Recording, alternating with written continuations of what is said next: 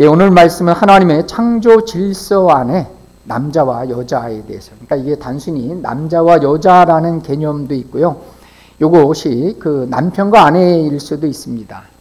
그런데 이것이 굳이 남자와 여자라는 관계 속에서만 보는 것이 아니라 공동체 안에, 교회 공동체 안에서 하나님의 질서라고 보시면 될 것 같습니다.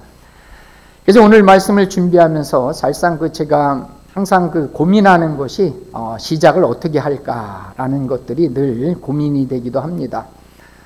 그래서 시작을 할 때 책을 인용하기도 하고요. 또 역사나 지리 같은 거, 아니면 또 성경 말씀의 예화를 듭니다. 어떤 목사님들은 유머를 또 이렇게 하시는 분들이 있더라고요. 또 어떤 예화도 또 많이 합니다. 근데 저는 개인적으로 이건 취향이기 때문에 무엇이 좋다는 것이 아니라 저는 그런 예화나 유머 같은 것을 별로 안 좋아하는 건 아닌데, 저는 이제 제가 성향상 우리 성도님들도 아시만 역사나 주로 책에 대한 것으로 시작을 합니다. 그래서 오늘 말씀의 시작은 1968년에 프랑스에서 일어났던 68 혁명을 가지고 얘기를 시작하려고 합니다. 그래서 오늘 말씀은 듣다가 보니까 이게 아닌데 라고 들을 수도 있지만, 중요한 것은 끝까지 들으시면서 은혜를 함께 나눠보도록 하겠습니다. 1968년에 프랑스에서 일어난 68 혁명은 이제 프랑스뿐만 아니라 유럽과 미국에 놀라운 변화를 일으켰습니다. 근데 이 68 혁명의 시작이 우습게도 성 문제 때문에 일어났습니다. 1968년 3월 22일 날에 남학생들이죠. 이제 학생들이 여학생 기숙사 앞에서 남학생들이 출입하게 해달라고 데모를 벌이게 됩니다. 그러면서 그 대학을 점거하기에 이르게 됩니다. 그래서 이렇게 성문제를 해결하려고 시작했던 이러한 이제 주장이 낭테르 대학에서 일어났는데요. 낭테르 대학생들의 이 주장은 학내 민주화로 이렇게 발전하게 됩니다. 그리고 이러한 흐름은 반제국주의적인 그러한 흐름으로 이제 바뀌게 됩니다. 그리고 이제 3월 20일 날 일어났는데 이제 5월 달이 되면서 이제 학생들과 노동자들이 합세하게 됩니다. 그러면서 이제 노동자들이 학생들과 연대해서 총파업을 일으키면서 프랑스 경제는 이제 마비에 빠져들게 됩니다. 그러면 이렇게 이제 68 혁명, 1968년에 일어났다라고 해서 68 혁명이라고 얘기하는데요. 이 68 혁명이 왜 일어났느냐라고 했을 때 몇 가지 요인들이 있습니다. 그래서 그것은 이제 프랑스의 1968년, 우리나라 이제 6.25가 끝난 그런 시점이죠. 그래서 68 혁명 이제 그 시절에 프랑스는 경제적으로는 부흥했습니다. 근데 그 당시에 대통령이 드골이었습니다. 드골.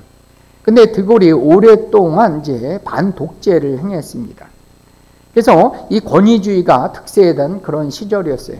그래서 한 가지 예를 들면 대학에서도 이제 교수가 이렇게 강의실에 이렇게 들어오면 학생들이 전부 다 일어섰어요. 그리고 교수가 앉아야지 학생들이 앉는 그런 시절이었습니다. 그리고 이 아랫사람이 윗사람에 대해서 언감생심 말 한마디 꺼내지 못했어요. 그래서 그것은 잘못된, 무조건 이제 윗사람한테 말을 꺼내거나 무슨 얘기를 하면 그것은 권위에 대한 도전으로 여겼다는 거죠. 그리고 가정에서도 가부장적인 제도 때문에 여성들의 입장에서 보면 억압과 착취라는 개념이 맞는지는 몰라도 억압받는 그런 시대를 살았습니다. 그래서 이제 68 혁명의 이제 슬로건 구호라는 것이 있습니다. 구호가 뭐냐면 금지함을 금지하라는 거죠. 그러니까 자기들 금지했던 모든 것을 금지하자는 거죠. 해체하자는 얘기입니다. 그러면서 이제 구속 없는 삶을 즐겨라 라는 얘기를 하고 있습니다. 그래서 그들을 억압했던 모든 구속, 관습을 철폐하고자 이렇게 나오게 되는 겁니다. 근데 이제 여기에 대표적인 이제 철폐해야 될 그러한 조직이 어디가 있었냐면 교회가 있어서 교회. 그래서 이 교회라고 하는 것은 낡은 제도의 하나의 상징과 같은 것이었어요. 그 다음에 나이 든 사람들이 가는 곳이 교회였다는 거죠. 그래서 이 권위주의가 가득한 곳이 교회다라고 하는 거죠. 그래서 이 교회는 해체해야 된다는 거죠. 없애야 될 첫 번째 타켓이 됐던 것이 교회라는 겁니다. 그래서 이렇듯이 그 68 혁명 시대의 젊은이들은 모든 그들이 억누르고 있었던 권위, 권력, 체제, 조직 이런 것들을 반대했다는 거죠. 그러다 보니까 이들이 했던 것이 뭐냐면 방탕하고요. 그래서 히피족, 히피 문화 같은 것이 발달했고요. 마약 흡입, 또 프리섹스 같은 행동으로 나타났다는 거죠. 그래서 여성들은 정치와 노동에 대해서 평등을 주장할 뿐만 아니라 사회, 애정, 가정에서도 평등을 요구하게 됩니다. 그래서 여성들도 자유연애, 자유로운 이혼, 또 낙태를 주장하게 됐습니다. 그래서 이런 것들을 통해서 여성운동이 1970년 이후 급속하게 성장하기 시작했습니다. 그래서 이렇듯이 그 68혁명이라고 하는 것은 반권위고요, 반집단, 또 민주주의, 또 자본주의 때문에 시작이 됐습니다. 근데 이제 이런 것들이 결국은 여성들에 대한 해방이 나오고요. 또 여성들에 대한 지위고 학대한 거는 맞습니다. 그런데 그 이후에 발생했던 문제는 뭐냐면 자유로운 성문화가 퍼지기 시작했어요. 그리고 요즘도 이제 문제가 되는 동성애가 급증했고요. 그 다음에 성정체성, 제가 이제 조금 있다가 나오지만 성정체성의 혼란을 불러일으켰습니다. 제가 그래서 그림 하나를 보여주도록 하겠습니다. All gender restaurant, 젠더라고 하는 것은 남성도 여성도 아닌 거예요. 하나님은 남성과 여성을 만드셨어요. 근데 남성도 아니고 여성도 아니고 중성이고, 일종의 그것을 뭐 굳이 얘기하자면 뭐 남성도 여성이 아닌 중성이라고 볼 수 있는데요. 이게 스톡홀름의 한 도서관에 있는 화장실 앞에 있는 그림입니다. 한번 보여드리겠습니다. 여기 보면 이제 여성이 있고요, 남성이 있고, 그 다음에 저기 치마를 입은 그 이제 장애우 옆에 휠체어에 타신 분, 거기에 보면 그게 이제 젠더를 나타내는 겁니다. 그러니까 이 그림은 무슨 상징이냐면, 남성도 여기 쉽게 말하면 우리는 화장실에 보면 영어 써서 저기서 젠틀맨 하면 남자만 들어가요. 레이디즈 하면 여성만 들어가야 되는 거예요. 근데 저걸 붙어 있다는 건 뭘까요? 저기는 남자도 들어가고 여자도 들어가고, 나는 동성, 어떤 젠더라는 것 명확하게 표시를 안 했어요. 근데 나도 들어갈 수 있는 거예요. 휠체어 탄 장애인도 누구나 들어갈 수 있다는 얘기예요. 그러니까 요즘 우리나라에도 실제적으로 일어났습니다. 남자가 치마 입고 여자 화장실 들어가도 이제 저게 분명하면 뭐예요? 다 들어갈 수 있는 거예요. 여러분들이 우리 여성분들이 화장실에서 일 보는데 갑자기 치마 입은 남자가 들어와. 여기 안 된다라고 얘기할 수 없는 시대가 된다는 얘기. 이해가 가십니까? 화장실에도 그런데 목욕탕에도 마찬가지라는 거죠. 이런 문화가 된다는 얘기입니다. 그리고 우리 집 이제 어느 날 갑자기 우리 남자 아들이 이제 저 보여주시고요. 이제 남자 아들이 이제 또 다른 남자를 데려오면서 뭐라고 얘기해요? 결혼할 사람이라고. 딸이 있는데 또 다른 남자를 데려와서 결혼을 해야 되는데 여자를 데려오면서 같이 살 사람이라고. 여러분, 그런 시대가 되고 있다는 거죠. 그리고 이 동성애 결혼이 많은 나라에서 하나의 합법적으로 인정해지는 그런 시대를 살고 있다는 거죠. 제가 이런 말씀을 전하면서 저는 이제 뭐에 걸리냐면, 앞으로 우리나라도 이제 차별금지법이 있어요. 그건 소수자 인권을 보호해야 된다는 거예요. 저는 이제 제가 이렇게 얘기하면 저는 차별금지법 위반으로 뭐 할까요? 감옥에 갈 수도 있다는 거죠. 벌금을 내거나 실제로 캐나다에서 실제로 그렇습니다. 감옥에 갈 수 있다는 얘기죠. 그리고 목사들은 사라져야 될 첫 번째 뭐가 되는 거예요? 꼰대가 되는 거예요. 꼰대 아시죠? 구태여한 9세대 사람 중에서 1위가 누구예요? 첫 번째 목사고요. 두 번째는 아버지라는 거예요. 두 번째는. 아버지라는 그런 역할들이 무너져버린 시대를 우리는 살아가고 있다는 얘기입니다. 그래서 우리는 이러한 시대 속에서 살아가면서 우리는 분명하게 시대의 흐름을 읽을 수 있어야 돼요. 시대가 어떻게 흘러가고 있는가를 우리는 인지하고 있어요. 그러나 분명히 변하지 않는 게 있어요. 문화도 바뀌어요. 시대도 바뀌어지고 있습니다. 그러나 우리가 기억해야 될 것은 하나님의 말씀은 변하지 않고 있다는 거죠. 그래서 우리는 이러한 창조 원리 속에서 하나님이 기록한 이 말씀 속에서의 그러한 창조 원리, 그리고 남자와 여자는 어떤 삶을 살아야 되느냐라고 하는 거죠. 근데 우리가 이 말씀을 들으면서도 아까도 제가 처음에 뭐라 했어요? 끝까지 들어보시라고 얘기를 한 이유가 있습니다. 그래서 우리도 이것이 정말 맞는가? 라고 고개를 가우뚱할 수도 있다는 얘기입니다. 그러면서 오늘 사도 바울이 말씀해 주신 본문을 통해서 남자와 여자가 이것은 남편과 그 아내라고도 볼 수가 있습니다. 그리고 이것을 확대하면 공동체 안에서의 그러한 창조 질서와 원리로 또 확대해도 되고요. 그 다음에 이것은 나중에 교회의 모습으로 이것이 나오게 된다는 얘기입니다. 그래서 오늘은 남자와 여자가 성경에서 하는 역할이 무엇인가 세 가지를 함께 은혜를 나눠보도록 하겠습니다. 우리 첫 번째는 여자의 머리는 남자다라는 얘기입니다. 이제 벌써부터 이제 고개를 갸우뚱하기 시작하시죠. 남자의 머리는 누구라고요? 여자의 머리는 남자라는 얘기입니다. 여러분, 바울은 그 2절에서 보면 바울이 전해준, 사도들이 전해준 전통을 잘 지켰다라고 얘기를 하면서 3절에서 보면 또 다른 전통을 하나를 너에게 전해주려 한다 이렇게 얘기합니다. 그러면서 이 바울이 오늘 우리에게 고린도 교회에게 전해준 그 사상은 뭐냐면 일종의 머리 사상입니다. 머리 사상.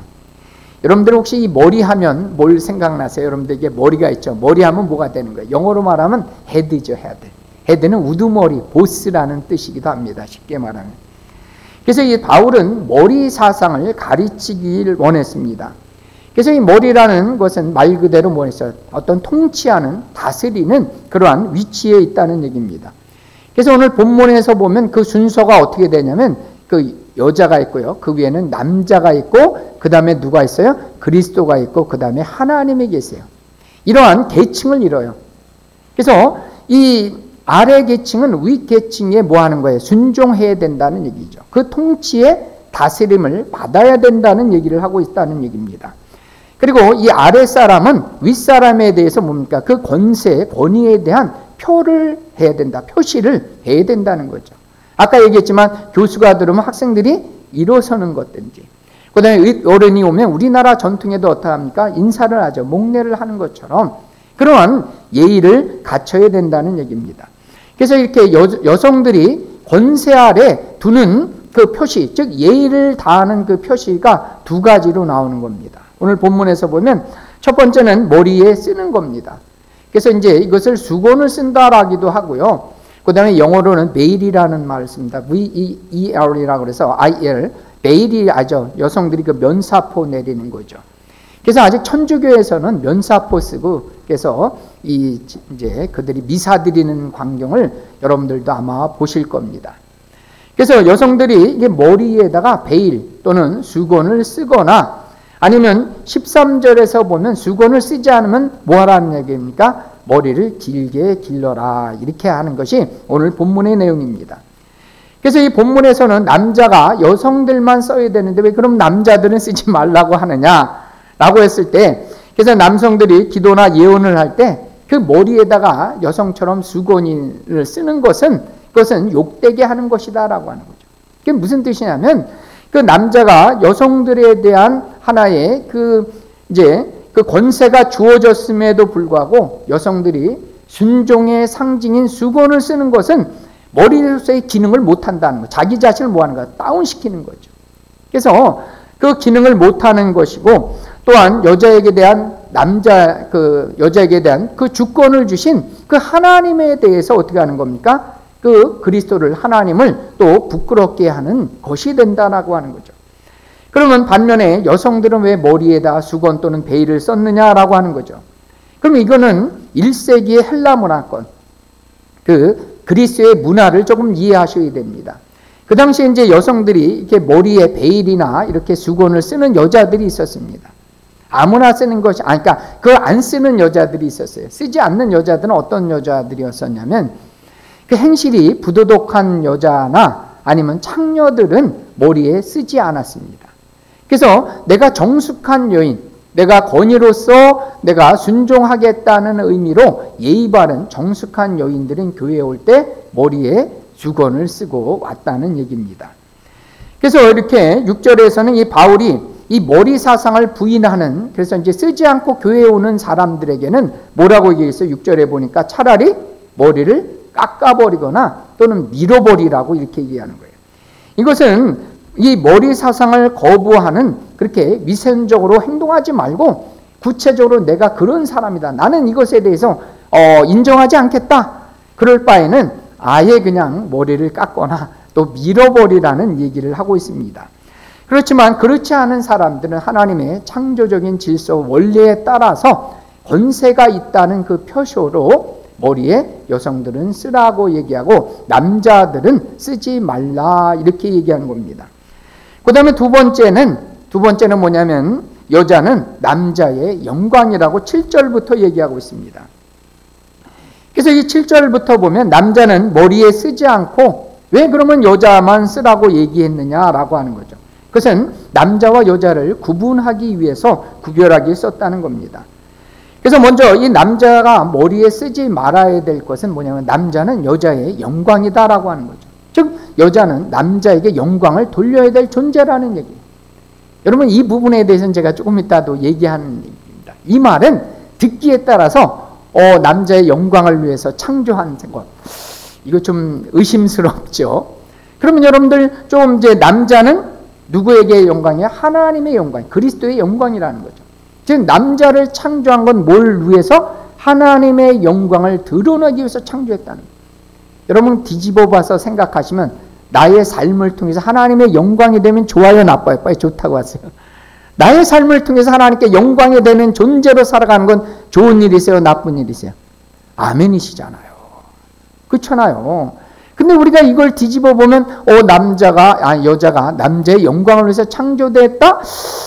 이거 아닌 것 같은데 이렇게 얘기하다가 우리의 삶이 하나님께 영광이 되는 삶을 살아가는 것, 이건 얼마나 복된 일이세요? 아멘이시죠? 여러분 이런 삶이라는 거죠. 그래서 제가 끝까지 잘 들으시라는 얘기를 다시 한번 해드리는 겁니다. 그래서 그러면 여성들에게만 특별히 남자를 위해서 영광을 돌려야 되느냐라고 했을 때 그것은 아까도 얘기했지만 창조의 원리와 목적에 따라서 그렇기 때문에 그렇다는 겁니다. 항상 이 교회 안에는 질서가 있다는 거죠. 여러분 이 질서를 무시하면 안 된다는 얘기죠. 그래서 그것이 우리가 권위주의적이다라고 하면 안 되는 거예요. 그 권위를 존중해 주셔야 돼요. 뭐 저의 권위를 존중해 주셔다라고 제가 얘기하지 않아도 우리 성도님들은 잘 지키시기 때문에, 그러나 내가 가지고 있는 권위를 가지고 행사하면 권위주의가 되는 거죠. 그걸 잘 이해를 하셔야 됩니다. 그러면 왜 여성들에게만 이 수건을 쓰게 했나라고 하는 거죠. 그래서 두 가지 때문에 그렇습니다. 첫 번째는 순서 때문에 그렇다는 거죠. 그래서 창세기 2장 22절 말씀을 우리가 함께 읽어보도록 하겠습니다. 여호와 하나님이 아담에게서 취하신 그 갈빗대로 여자를 만드시고 그를 아담에게로 이끌어 오시니, 순서적으로 누굴 먼저 만드셨어요? 남자 아담을 먼저 만드시고 아담의 갈빗대를 취한 다음에 여자를 만드셨다는 거죠. 그러니까 순서상 누가 먼저라는 거죠? 남자가 먼저다 이런 얘기죠. 그래서 이런 순서 때문에 하나님께서 남자를 앞세운 거다라는 거죠. 그 다음에 또 하나는 그것을 만든 목적이 있다는 거죠. 목적. 그러면 남자와 여자를 만든 목적이 있어요. 그러면 여자를 만든 목적이 무엇이냐라고 했을 때 창세기 2장 20절에 나와 있습니다. 한번 읽어보겠습니다. 아담이 모든 가축과 공중의 새와 아담이 돕는 배필이 없으므로, 그래서 그 여성들에게는 돕는 배필, 영어로 말 helper라는 얘기입니다. 그러면 이 말도 듣는 분들에 따라서 기분 나빠하실 분들도 있어요. 돕는 배필이다. 그래서 저는 항상 이것을 어떻게 얘기하냐면 여자는 남자의 업그레이드 버전이다 이렇게 얘기합니다. 갑자기 기분 좋아지시죠? 여러분들 그 도와주려면 성숙한 사람, 더 나은 사람이 도와줘요. 맞죠? 여러분 내가 남을 도와준다라고 하는 것은 조금 더 성숙해요. 조금 더 아는 것이 많다든지 경험이 많은 사람들이, 여러분들 그런 사람이 도와줄 수 있는 거예요. 여러분들이 저한테 죄송한 얘기지만 성경 말씀 도와줄 수 없어요. 그렇잖아요. 저보다 많이 아시는 분들은 저를 도와주셔도 됩니다. 제가 얼마든지 저는 수용성이 있어요. 여러분 그래서 이 도와준다라고 하는 것은 그만큼 성숙했다는, 누가 성숙했어요? 여자가 성숙했다는 얘기예요. 아멘이시죠? 그래서 결혼하면 여자 말을 잘 들어야 된다고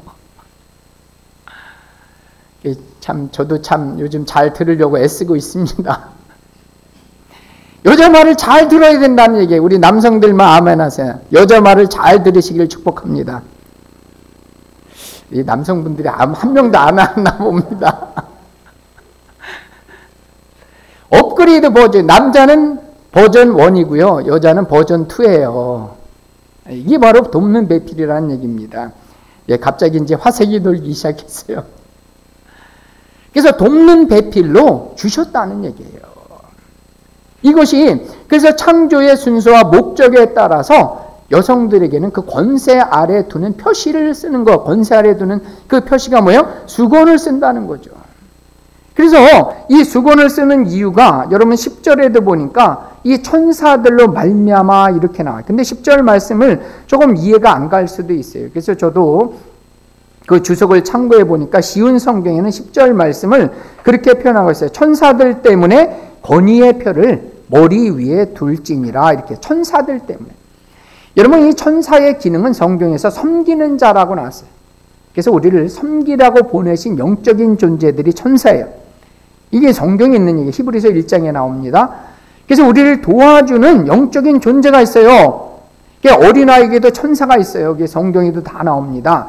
여러분들을 도와주는 천사가 있어요. 근데 천사는 도와주고 보호도 하지만 또 뭐예요? 또 감시도 해요. 심판의 기능도 계시록에 보면 감시하고 심판하는 건 누가 해요? 천사를 통해서 해요. 그래서 천사들이 지켜보기 때문에 여자들이 예배를 잘, 머리에 수건을 잘 쓰고 예배 드리고 있는가? 천사가 지켜보고 있기 때문에 머리에 수건을 잘 쓰고 그렇게 예배 드리라는 얘기를 그 바울이 하고 있다는 얘기입니다. 그래서 우리는 이렇게 권세 아래 그 있는 표를 할 필요가 있다는 얘기입니다. 그 다음에 세 번째는 주 안에서 남자와 여자는 동등합니다. 우리 크게 한번 해볼까요? 주 안에서 남자와 여자는 동등합니다. 예, 그렇죠. 여기까지 들어보면 남성 우월주의, 우리가 말하는 남성 우월주의, 남성 위주적이 아닌가. 성경 보면 이건 너무 남자 위주 아니냐. 그 다음에 여성들을 부정적으로 열등한 존재처럼 여길 수 있다는 얘기입니다.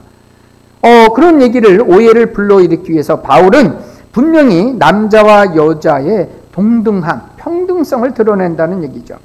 그래서 남자 여자의 관계를 단순히 남자 여자 관계에서 찾는 것이 아니라 어디서 찾으셔야 돼요? 항상 하나님의 관계 안에서 찾으셔야 돼요. 하나님과의 관계 안에서. 그래서 여러분들 11절에 한번 보세요. 11절에 보니까 뭐라 했어요? 바울은 주 안에서 남자 없이 여자만 있지 않고 여자 없이 남자만 있지 않다라고 얘기합니다. 그래서 이것은 하나의 평등 관계를 넘어서 동반 관계까지 보는 거예요. 동반 관계.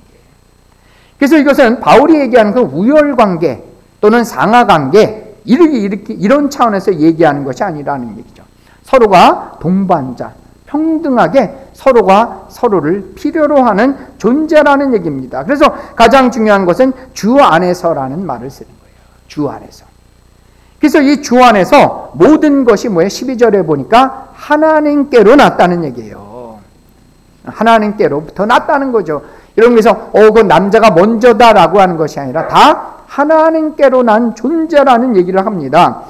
여러분, 그러면서 이 남자와 여자는 순서와 목적은 있지만 하나님에게서 난 동등한 관계로 여기라는 얘기예요. 그러면서 이것을 에베소서에서는 이러한 남자 여자의 관계를, 남편과 아내의 관계를 에베소 5장의 그 유명한 말로 바울은 설명해 주고 있습니다. 그래서 5장 22절에서 24절인데요. 우리 같이 한번 읽어보도록 하겠습니다. 아내들이여 자기 남편에게 복종하기를 주께 하듯 하라. 이는 남편이 아내의 머리됨이 그리스도께서 교회의 머리됨과 같음이니 그가 바로 몸의 구주이시니라. 그러므로 교회가 그리스도에게 하듯 아내들도 범사에 자기 남편에게 복종할지니라. 아멘. 창조의 순서상 여성들에게, 아내들에게 먼저 하고 있다는 거죠. 아내들에게, 남편에게 복종하는데 누구에게 복종하든 주께 하되. 남편은 누구세요? 갑자기 힘주고 해야지. 주님이십니다. 주님. 주님. 그렇죠. 힘 좀 줬어요, 제가. 그럼 여기까지 들으면 그죠? 이거 그런 거 아니냐라고 하지만 그 다음에 바로 여성들에게 주는 거는 3절밖에 없어요. 근데 남성들에게는 그 다음에 내절을 주고 있어요. 내절. 그만큼 남자들이 잘하라는 얘기예요. 예, 25절에서 28절까지 한번 읽어보도록 하겠습니다. 좀 깁니다. 같이. 그래서 남자들에게 주는 게 더 길어요. 다음 페이지까지 있어요. 같이 읽어보겠습니다. 남편들아, 아내 사랑하기를 그리스도께서 교회를 사랑하시고 그 교회를 위하여 자신을 주신 같이 하라.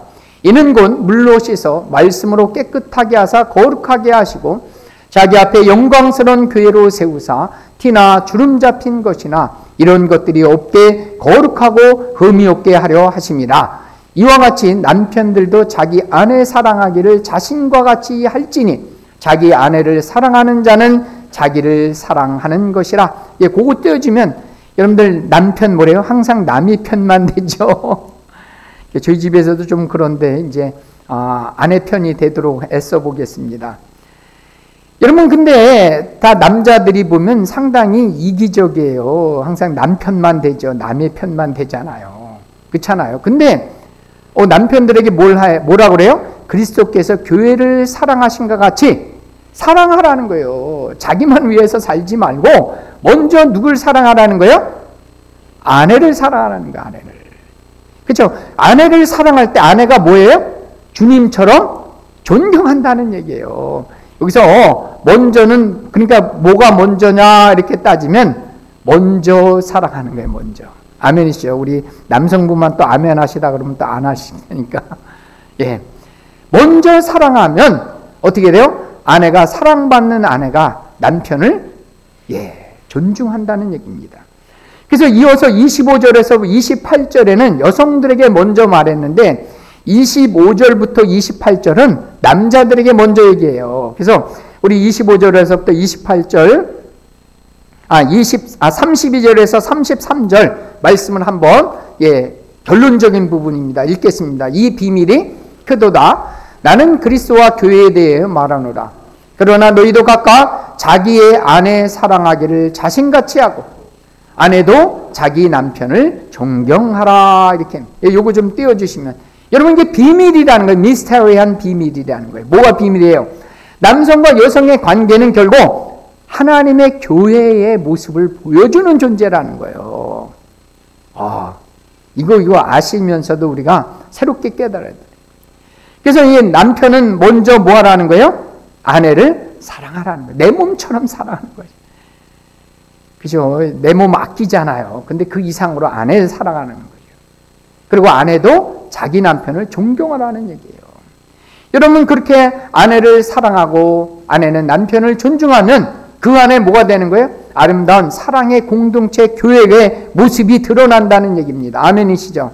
그 안에 서로 사랑하고 서로 존중하는 가운데 아름다운 교회의 모습이 나온다라는 얘기예요. 여러분 그래서 우리는 삼위일체 하나님을 얘기합니다. 삼위일체 하나님 성부, 성자, 성령 하나님을 말합니다. 여러분 그러나 이 삼위라는 것은 세 분 하나님이 아닌 것입니다. 그래서 한 분 하나님이 분리되거나 나눠지지 않는 삼위를 가지고 있는 한 분 되시는 하나님이세요. 이걸 신학적으로 설명하기 조금 이해가 안 가실 수가 있는데요. 그래서 이게 초기 신학자인 아타나시우스라는 신학자가 있습니다. 그래서 그분은 그런 까닭에 하나님은 한 분만 계실 뿐이다 이렇게 얘기하고 있습니다. 그래서 이 삼위일체 하나님을 가장 잘 표현하는 그런 단어, 또 헬라어이기도 한데요. 그 페리코레시스라는 단어가 있습니다. 제가 그림을 하나 보여드리도록 하겠습니다. 페리코레시스라는 이 그림인데요. 그래서 이 그림은 뭐냐면 이 삼위 되시는 하나님, 그러니까 우리나라 개념으로 보면 강강술래 아시죠? 강강술래는 어떻게 합니까? 함께 여러 사람이 있어도 한 몸을 이루어서 함께 춤을 추는 거예요. 그죠? 그래서 삼위 되신 하나님이 태초에 천지를 만드실 때도 돼요. 함께 춤을 추며 기뻐하시며 천지를 만드셨고요. 그리고 저와 여러분들을 하나님의 형상 만드실 때 이렇게 기뻐하면서 춤추면서 찬양하면서 서로에게 영광을 돌리면서 만든 존재라는 얘기. 아멘이시죠? 이게 바로 우리들의 모습이에요. 여러분들의 모습, 나의 모습이라는 거예요. 이 페리코레이시스라는 단어 속에서는 뭐냐면 상호 순환해요. 그리고 서로 침투하고 함께 내주하시는 삼위 하나님의 모습이 있다는 거예요. 다시 얘기하면 상호 순환하세요. 그리고 서로 침투하세요. 그리고 함께 내주하시면서 천지도 만드시고 사람도 만드시고 저와 여러분들도 만드시고 이 땅을 운행하시는 그 하나님의 모습이 저런 모습이세요. 여러분, 이런 모습이 어디에서 나온다는 거예요? 남자 여자 안에서, 남편과 아내 모습에서, 우리 공동체 안에서 이 페리코레시스라는 모습이 나타나야 된다는 거죠. 여러분, 어떻게 해요? 상호 순환하는 거예요. 하나 손을 잡고, 남편과 아내가, 우리 성도들이 함께 손을 잡고 서로 침투하는 거예요. 누가 들어와도 기꺼이 받아주는 거예요. 너 왜 왔어? 이게 아니에요. 너 어쩌다 왔어? 이게 아닌가. 침투한다는 건 뭐예요? 기꺼이 들어가고 기꺼이 환대해 주는 거예요. 그 다음에 또 뭡니까? 함께 내주하는, 그래서 한 몸을 이루는 거예요. 한 몸. 부부는 뭐예요? 함께 한 몸을 이루는 거예요. 그래서 저도 이 말씀을 준비하면서 부부가 함께 손잡고 함께 춤추며 노래하고 찬양할 수 있는 가족, 그 부부가 되어야 되는 거고, 우리 공동체, 교회 공동체도 뭐 해야 돼? 함께 손잡고 춤추며 노래하고 찬양하고 예배하는 공동체가 되어야 될 줄 믿습니다. 아멘이시죠? 부부가 함께 손잡지 못하는 부부들, 그렇죠? 함께 춤추며 노래하며 찬양할 수 있는 부부가 되어야 되는 거예요. 여러분, 그런 부부 가운데 뭐가 있는 거예요? 하나님의 영광이 드러나는 거예요. 이것이 하나님께서 가정을 만드신 비밀이라는 얘기예요. 그래서 우리는 이 가정을 통해서 뭘 드러내야 돼요? 하나님의 그 가정의 비밀인, 부부 가운데의 비밀인 하나님의 모습을 드러내는 거예요.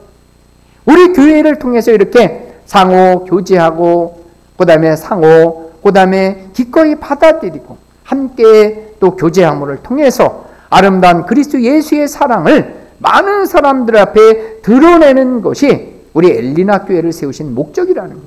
정말 우리 교회 이름은 저도 참 처음에 왔을 때 엘리나 마음에 안 들었다는 것이 아니라 조금 어려웠어요. 제가 목사이면서도. 근데 이게 참 너무 좋은 거예요. 하나님과 사람과, 하나님과 화통하고 사람과 사람 사이 화통하고, 그죠? 서로 화합하고 융합하고 한 몸을 이루는 것이 엘리나 교회라는 얘기입니다. 여러분, 그런 공동체를 우리 안에 만들어 가야 되는 거죠.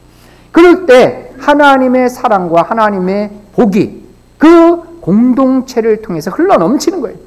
여러분, 맨날 싸우고 보세요. 부부끼리 맨날 싸우고, 그죠? 물건 막 날라다니고 공중전 나오고, 그죠? 그러면 어떻게 되겠어요? 얼마나 부끄러운 일이에요. 교회 안에서 맨날 치고받고 싸우고, 그죠? 그런 것은 하나님의 영광이 드러나지 않는다는 거죠. 이것을 하나님께서 이 교회의 비밀로 그 관계 속에서 주신 것이라는 얘기예요.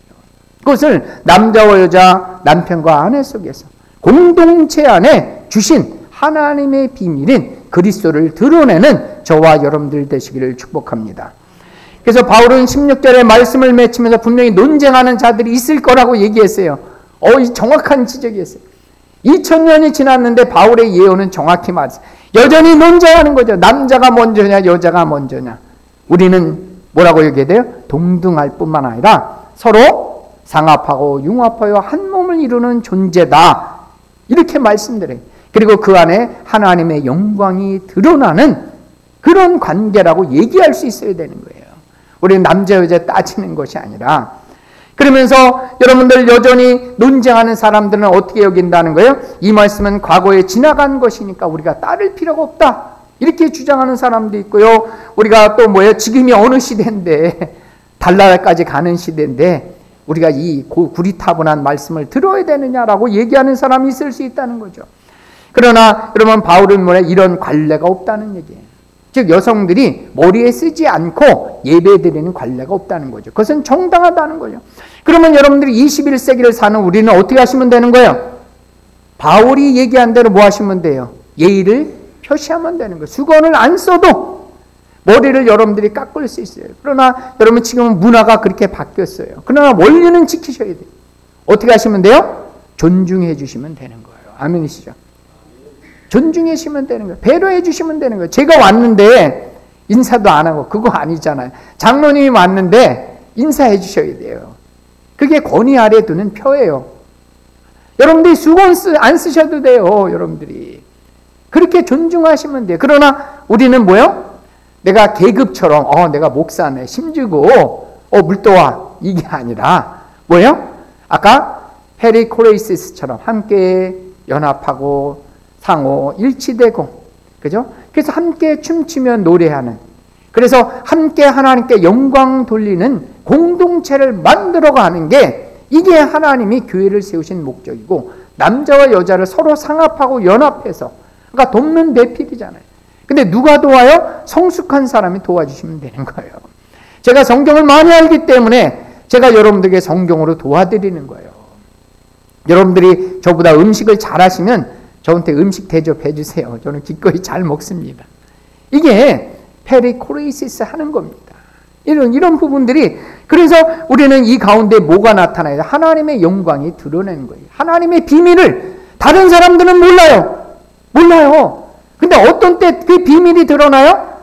이렇게 페리코레이시스 할 때, 상호 연합하고 함께하는 그 공동체 속에서 하나님의 영광이 드러나고, 많은 사람들이 모여 그 안에 하나님의 사랑을 발견하고요, 하나님의 구원을 발견해서 더 엘리나 교회에 오고 싶어 할 거예요. 그 안에 하나님의 사랑이 있고 서로 연합함이 있고 한 몸을 이루는 아름다운 공동체 안에 가고 싶어하는 교회, 오고 싶어하는 교회, 하나님의 영광이 머무는 복되고 귀한 우리들의 교회를 만드시기를 축복합니다. 그리고 여러분의 가정 안에서도 그러한 페리코레이시스라는 하나님의 은혜가 넘치고, 특별히 부부 가운데 그러한 페리코레이시스의 축복이 넘치시기를 예수님의 이름으로 축복합니다. 우리 같이 함께 찬양하도록 하겠습니다.